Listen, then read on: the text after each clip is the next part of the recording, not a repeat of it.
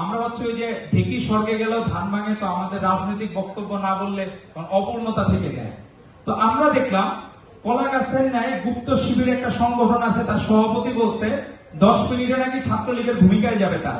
তারা অবশ্য ছাত্রলীগের ভূমিকায় যাইতে পারে, কারণ অতীতে ছাত্রলীগ করার অভ্যস্ত তাদের আছে।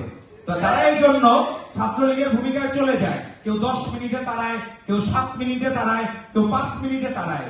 কিন্তু বাংলাদেশ জাতীয়তাবাদী দল আর তার বাংলাদেশ জাতীয়তাবাদী ছাত্র দলের শিকড় এত গভীর, এই গভীরতা কোনদিন আপনারা এই শিকড় হাসিনা পর্যন্ত নাড়াইতে পারে নাই। আর আপনারা কি করবেন?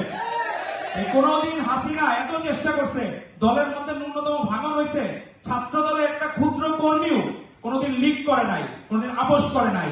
কারণ আমাদের মাননীয় প্রধানমন্ত্রী জনাব তারেক রহমান, এই জেনারেশন হচ্ছে তারেক রহমানের জেনারেশন, যিনি নিজে 14 থেকে 15 ঘন্টা স্কাইপিতে টানা বসে সংগঠনকে সময় দিয়েছেন, আমাদের ছাত্র দলকে সময় দিয়েছেন।